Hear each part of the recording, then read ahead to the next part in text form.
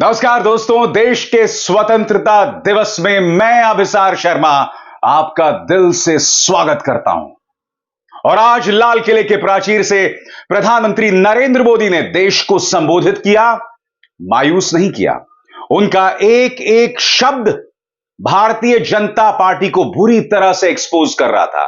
जी हां, प्रधानमंत्री का एक एक शब्द बीजेपी को आईना दिखा रहा था और मैं आपको बतलाने वाला हूं क्यों। मगर मैं आपसे एक सवाल पूछना चाहता हूं, क्या इस आयोजन का यह मकसद था कि राहुल गांधी पर निशाना साधा जाए?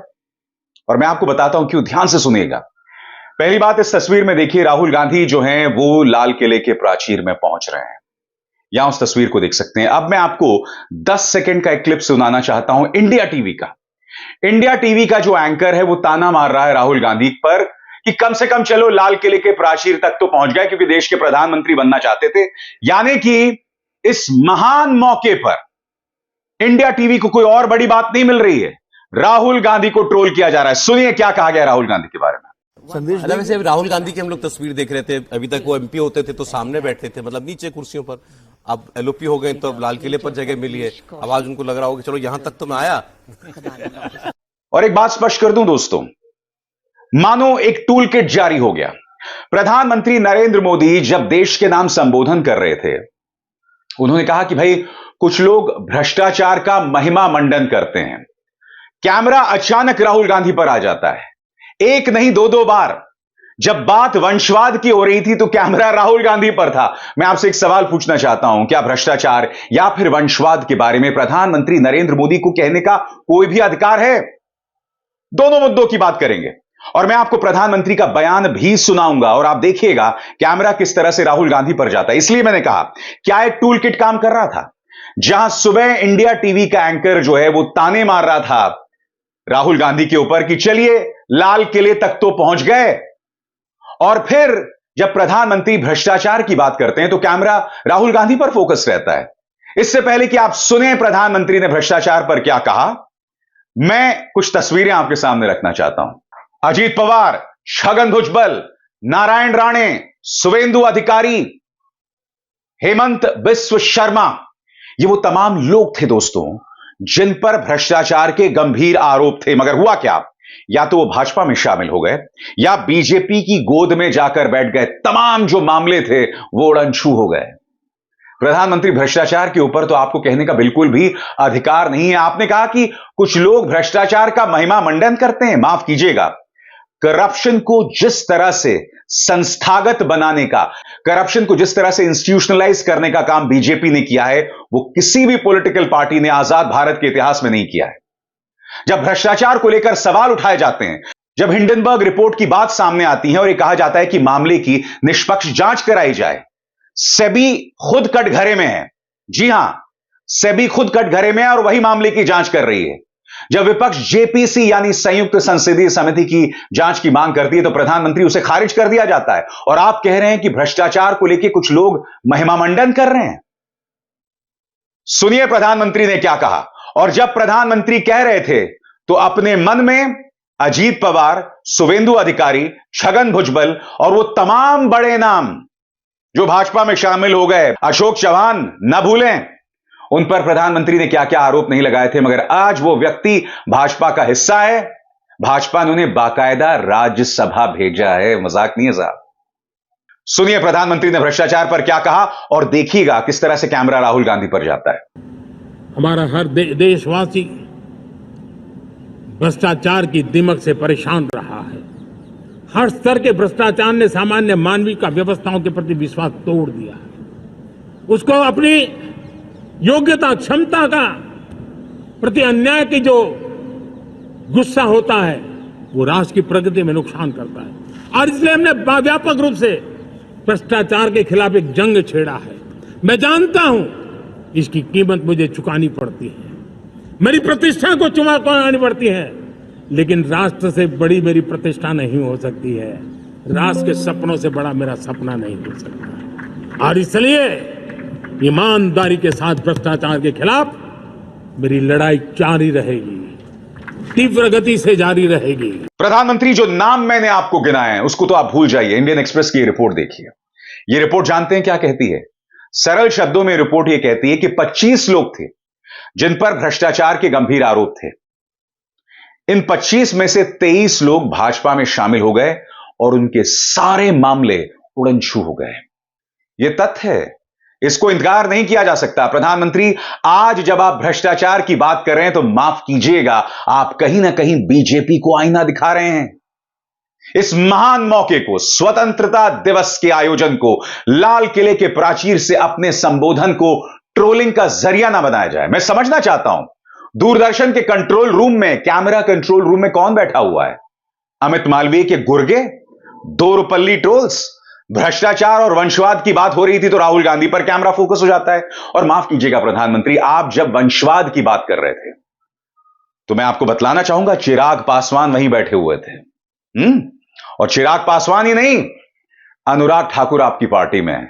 यह मत भूलेगा कि आपने स्वर्गीय सुषमा स्वराज की बेटी बांसुरी स्वराज को लोकसभा में भेजा। मैं आपसे एक सवाल पूछना चाहता हूं, ये वही बांसुरी स्वराज हैं जो ललित मोदी की लीगल टीम का हिस्सा थे। वो ललित मोदी जिस पर आरोप है देश का पैसा लेकर विदेश भाग जाने का। इसी पर राहुल गांधी ने चोर शब्द का इस्तेमाल किया था। तो मैं आपसे एक सवाल पूछना चाहता हूं, बांसुरी स्वराज संसद में कैसे हैं और फिर आप वंशवाद की बात करते हैं? लंबी चौड़ी फहरिस्त है।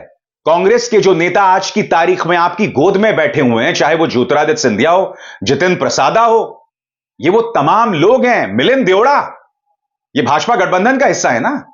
ये सब वंशवाद से निकले हुए कांग्रेस के नेता हैं। तो मुझे बताइए ना, भ्रष्टाचार और वंशवाद पर क्या आपको कहने का अधिकार रह जाता है प्रधानमंत्री? मेरे प्यारे देशवासियों, जब मैं देश में एक चिंता हमेशा कहता हूं, परिवारवाद, जातिवाद भारत के लोकतंत्र को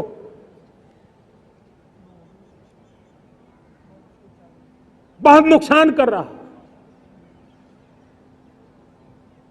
देश को, लोक राजनीति को हमें परिवारवाद और जातिवाद से मुक्ति दिलानी होगी। यही नहीं, प्रधानमंत्री ने इस मौके पर भी नाम लिए बगैर देश के पहले प्रधानमंत्री पंडित नेहरू पर हमला किया। उन्होंने कहा कि आजादी के बाद देश के माहौल में मायूसी थी, एक किस्म का माई बाप कल्चर हो गया था। प्रधानमंत्री, मैं आपको याद दिलाना चाहता हूं कि आज की तारीख में भाजपा की तमाम कोशिशों के बावजूद अब भी भारत एक लोकतंत्र है। और आसपास निगाह दौड़ाएं, पाकिस्तान, बांग्लादेश, श्रीलंका, नेपाल, तमाम जो देश हैं, कहीं पर लोकतंत्र नहीं है। लोकतंत्र है भी तो नाम मात्र। यह पंडित नेहरू की कोशिशों के चलते था कि देश अब भी लोकतंत्र बना हुआ है। हमारी संस्थाएं, हमारी जड़ें इतनी मजबूत हैं। आप कहते हैं कि देश में मायूसी का माहौल था। मैं आपको याद दिलाना चाहूंगा प्रधानमंत्री कि पंडित नेहरू की कोशिशों के चलते देश में एक वैज्ञानिक सोच आई। Bhabha atomic research, IIMs, all India institute of medical sciences, IIT, इन तमाम संस्थाओं की नींव पड़ी। बड़ी बड़ी जो यूनिवर्सिटीज थी उनकी नींव पड़ी पंडित नेहरू की सोच की वजह से। सुनिए प्रधानमंत्री क्या कह रहे हैं, वो पूरा बयान मैं आपको पढ़ के सुनाना चाहता हूं। दुर्भाग्य से हमारे देश में आजादी के बाद लोगों को एक प्रकार के माई बाप कल्चर से गुजरना पड़ा। सरकार से मांगते रहो, सरकार के सामने हाथ फैलाते रहो, लेकिन हमने गवर्नेंस के इस मॉडल को बदला। आज सरकार खुद लाभार्थी के पास जाती है। आज सरकार खुद उसके घर तक गैस का चूल्हा, पानी, बिजली और आर्थिक मदद पहुंचाती है। आज सरकार खुद नौजवानों के स्किल डेवलपमेंट के लिए अनेक कदम उठाती है। प्रधानमंत्री नरेंद्र मोदी ने आज यह बात कही, मगर मैं आपसे पूछना चाहता हूं कि क्या वाकई यह दावा कर सकते हैं कि देश में मायूसी का माहौल है?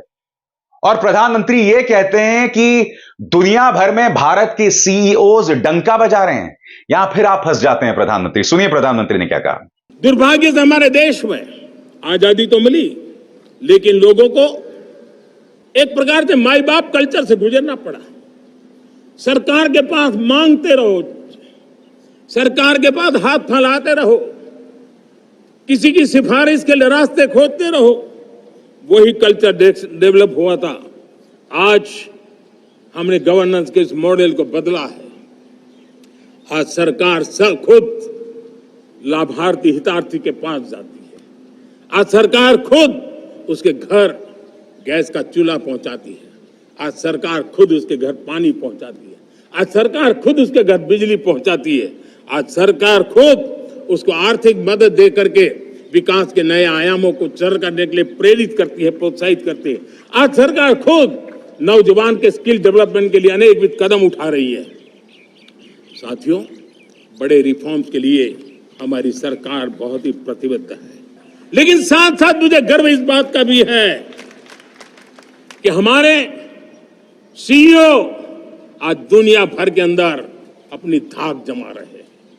भारत के हमारे सीईओ विश्व भर में अपनी धाक जमा रहे हैं।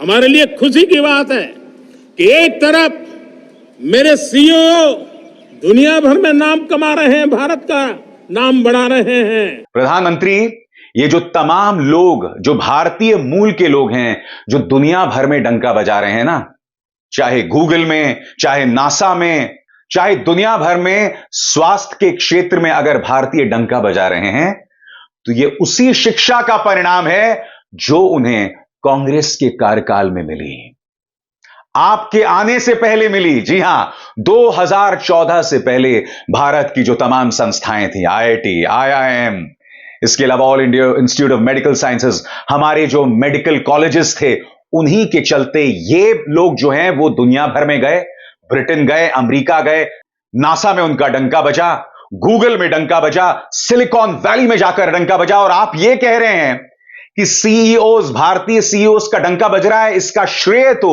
पिछली सरकारों को जाता है। प्रधानमंत्री, आप मुझे बताइए ना, पिछले 10 सालों में कौन सी नई शैक्षणिक सोच, कौन सी नई एजुकेशनल सोच जो है वो देश में आई? बताइए, क्या कोई नई संस्थाओं का निर्माण हुआ है जैसे कि पिछले 75 सालों में हुआ था? कौन सी नई संस्थाओं का निर्माण हुआ है, मुझे बताइए। बार बार मैंने इसी मंच पर एक्सपोज किया है कि जो तमाम दावे किए जाते हैं कि साहब all India institute of medical sciences बना, ये बना, वो बना, वो सब उसकी जमीन पिछली सरकारों में तैयार हुई। और ये जो बात आप सीईओज की कर रहे हैं, कहीं ना कहीं आप पिछली सरकारें यानी कि कांग्रेस की सरकारों की आप तारीफ कर रहे हैं। आप ये कैसे भूल जाते हैं प्रधानमंत्री? प्रधानमंत्री, इस पूरे संबोधन में आपने कहीं भी सैनिकों की शहादत की बात नहीं की। आज भी अखबार के पहले पन्ने में देखिए, कैप्टन दीपक सिंह की शहादत की खबर आई है। यह अपने आप में कितनी चिंताजनक बात है। जम्मू में लगातार हमारे सैनिक शहीद हो रहे हैं, मगर प्रधानमंत्री आप सर्जिकल स्ट्राइक की बात करते हैं, आप डिफेंस के क्षेत्र में महान उपलब्धियों की बात करते हैं, मगर मैं आपसे सवाल पूछना चाहता हूं, आप हकीकत से कैसे दूर रह सकते हैं? आपको कैप्टन दीपक सिंह के परिवार का दर्द नहीं दिखाई देता? मैं आपको बतलाना चाहता हूं कि प्रधानमंत्री ने कहा क्या और इस पर कांग्रेस ने क्या प्रहार किया है। कभी आतंकवादी हमारे देश में आकर हमें मारकर चले जाते थे, प्रधानमंत्री नरेंद्र मोदी ने लाल किले से संबोधित करते हुए कहा। इस पर पलटवार किया है कांग्रेस के प्रवक्ता पवन खेरा ने। ये साहिब कितने ही साल इस पद पर रहे, इनका कद बढ़ ही नहीं सकता। ना इनके वैचारिक पूर्वजों को स्वतंत्रता दिवस से कोई मतलब था, ना इनके मन में आज के दिन की पवित्रता की समझ है। हां, संसद में हुआ हमला दुखदाई था। हां, कंधार विमान अपहरण ने देश को दहला दिया था, लेकिन स्वर्गीय वाजपेयी जी के खिलाफ बोलने का यह कोई मौका है? वाजपेयी जी ने कम से कम पठानकोट हमले के बाद आईएसआई को निरीक्षण के लिए तो नहीं बुलाया था, आईएसआई को क्लीन चिट तो नहीं दी थी। तो सीधी सी बात, यहां पर प्रधानमंत्री नरेंद्र मोदी को कटघरे में रखा जा रहा है। पवन खेरा का बयान राजनीतिक हो सकता है, वो तंज कस रहे हैं, ताना मार रहे हैं प्रधानमंत्री स्वर्गीय अटल जी की बात करके, मगर मैं फिर आपसे सवाल पूछना चाहता हूं दोस्तों, हमारे सैनिकों की शहादत की बात प्रधानमंत्री क्यों नहीं कर रहे? आखिर क्यों उन्हें कैप्टन दीपक सिंह के परिवार का दर्द नहीं दिखाई देता? क्या यह सवाल नहीं उठना चाहिए था उनके स्वतंत्रता दिवस संबोधन में? प्रधानमंत्री ने यह भी कहा कि पहले छोटी छोटी बातों को लेकर लोगों को जेल में डाल दिया जाता था, हमने वो सब बदल दिया है। मैं कुछ चेहरे आपको बताना चाहूंगा दोस्तों। उमर खालिद किस लिए जेल में, कोई नहीं जानता है।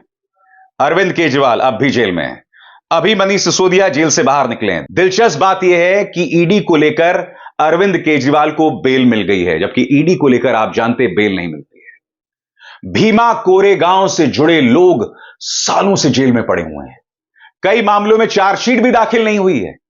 यह सब हो रहा है और आप कहते हैं कि पहले छोटी छोटी बातों में जेल में डाल दिया जाता था।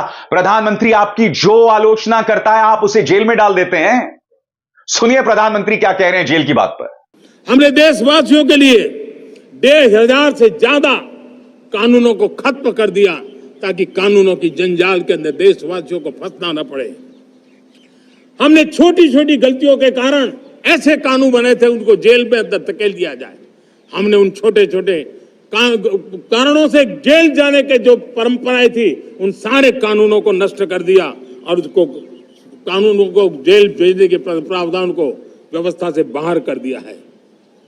आज हमने जो आजादी की विरासत के गर्व की बात हम जो करते हैं, सदियों से हमारे पास जो क्रिमिनल लॉ थे, आज हमने उसको नए क्रिमिनल लॉ जिसको हमने न्याय संहिता के रूप में और जिसके मूल में दंड नहीं पर नागरिक को न्याय, इस भाव को हमने प्रबल बनाया है।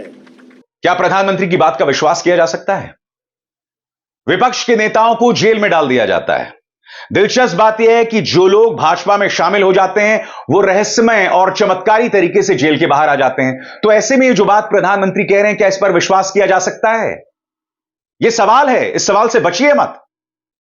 प्रधानमंत्री ने बांग्लादेश का जिक्र किया मगर मणिपुर का कहीं आपने जिक्र नहीं किया। आपने यह कहा कि बांग्लादेश में हिंदुओं पर जो हमले हो रहे हैं हमें उम्मीद है कि नई सरकार उसे संबोधित करेगी। सुनिए प्रधानमंत्री क्या कहने वाले हैं। मगर दुख की बात यह है कि मणिपुर का कोई जिक्र नहीं। दुख की बात यह है कि प्रधानमंत्री ने यह भी जिक्र नहीं किया कि बांग्लादेश में जो तख्ता पलट हुआ है, क्या इसके पीछे कोई विदेशी साजिश थी? सुनिए प्रधानमंत्री क्या कह रहे हैं। बांग्लादेश में जो कुछ भी हुआ है उसको लेकर पड़ोसी देश के नाते चिंता होना, मैं इसको समझ सकता हूं। मैं आशा करता हूं कि वहां पर हालात जल्द ही सामान्य होंगे। खास करके 140 करोड़ देशवासियों की चिंता कि वहां हिंदू, वहां के अल्पसंख्यक, उस समुदाय की सुरक्षा सुनिश्चित हो। भारत हमेशा चाहता है कि हमारे पड़ोसी देश सुख और शांति के मार्ग पर चले। प्रधानमंत्री, एक जमाने में आप ये कहते थे कि चीन को लाल आंख दिखानी चाहिए। भारत की इंटेलिजेंस एजेंसीज कह रही हैं कि बांग्लादेश में जो तख्ता पलट हुआ है उसमें चीन और पाकिस्तानी आईएसआई का हाथ है। जिस तरह से जमाते इस्लामी वहां के हिंदुओं पर निशाना साध रही है बांग्लादेश के, साफ तौर पर दिखाई दे रहा है कि इसमें आईएसआई यानी पाकिस्तान का पैसा लगा है। आपके पास यह मंच था, यह मौका था, आप चीन और पाकिस्तान को चेतावनी जारी कर सकते थे। और सबसे बड़ी बात, अगर हिंदुओं पर हमले हो रहे हैं तो आप क्या कर रहे हैं प्रधानमंत्री? क्योंकि आपका पूरा प्रचार तंत्र, जेपी नड्डा, अमित शाह सब कहते हैं कि आपने रूस यूक्रेन के बीच वॉर रुकवा दी थी, जबकि आपका विदेश मंत्रालय कहता है कि ऐसा कुछ नहीं हुआ था। मगर मैं आपसे सवाल पूछना चाहता हूं, अगर इतनी ताकत है तो जो हिंदुओं पर हमले हो रहे हैं उसकी चर्चा क्यों नहीं की जा रही? मैं समझना चाहता हूं। और सबसे बड़ी बात, प्रधानमंत्री महिला सुरक्षा की बात करते हैं और जाहिर सी बातें क्यों कर रहे हैं? क्योंकि कोलकाता के आरजी कर मेडिकल कॉलेज में 31 साल की डॉक्टर की जो निर्मम हत्या और उससे पहले दुष्कर्म हुआ है, उसको लेकर आप राजनीतिक रोटियां सेकना चाहते हैं। सुनिए प्रधानमंत्री ने महिला सुरक्षा को लेकर क्या कहा और फिर मैं उसकी चर्चा करता हूं। मैं आज लाल किले से फिर बार एक अपनी पीड़ा व्यक्त करना चाहता हूं। एक समाज के नाते हमें गंभीरता से सोचना होगा कि हमारी माताओं, बहनों, बेटियों के प्रति जो अत्याचार हो रहे हैं उसके प्रति देश का आक्रोश है, जन सामान्य का आक्रोश है। इस आक्रोश को मैं महसूस कर रहा हूं। इसको देश को, समाज को, हमारी राज्य सरकारों को गंभीरता से लेना होगा। महिलाओं के विरुद्ध अपराधों की जल्द से जल्द जांच हो,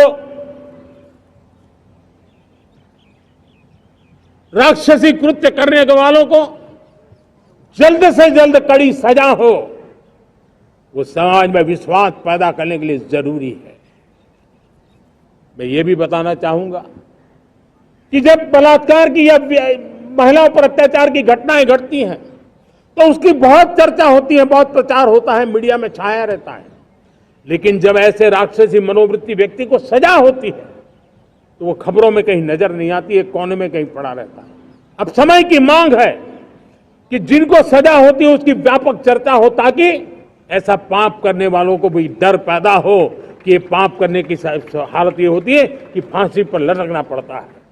नहीं प्रधानमंत्री, जब ये आप बात कह रहे हैं ना, तो ये दो लोग पैरोल पर, यहां 7 दिन की पैरोल पर आसाराम रिहा है और 21 दिन की फरलॉ पर भाजपा की कृपा से बलात्कारी राम रहीम रिहा है। प्रज्वल रेवन्ना, जिसके हजारों वीडियोस आए थे प्रधानमंत्री, आपने मंच पर खड़े होकर उस आदमी के लिए वोट की मांग की थी। आपको याद है या आप भूल गए, या आपको दोबारा सुनाना चाहिए? हासन लोकसभा से एनडीए के श्री प्रज्वल रेवन्ना और मंड्या से मेरे मित्र एचडी कुमारस्वामी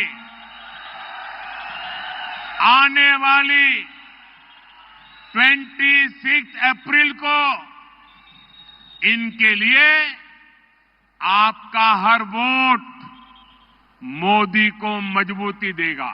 प्रधानमंत्री, कुलदीप सिंह सेंगर आप ही की पॉलिटिकल पार्टी में था जिसने एक पूरे परिवार को बर्बाद कर दिया है। ढेरों मिसालें हैं। सड़क पर महिला पहलवान संघर्ष कर रही थी, बृजभूषण शरण सिंह अब भी आपकी पॉलिटिकल पार्टी में है। उसको आपने लोकसभा का टिकट नहीं दिया, मगर उसका बेटा कैसरगंज से जीत गया है। प्रधानमंत्री, इन मुद्दों पर आप खामोश रहते हैं और फिर आप महिला सुरक्षा की बात करते हैं। क्षमा कीजिएगा प्रधानमंत्री, महिला सुरक्षा पर कहने का अधिकार भाजपा को तो बिल्कुल भी नहीं है। इसीलिए मैंने कार्यक्रम की शुरुआत में कहा कि प्रधानमंत्री जो जो कह रहे थे, कहीं ना कहीं वो खुद को एक्सपोज कर रहे थे, अपनी खुद की पोल खोल रहे थे और भाजपा की राजनीति की पोल खोल रहे थे। कमाल है ना।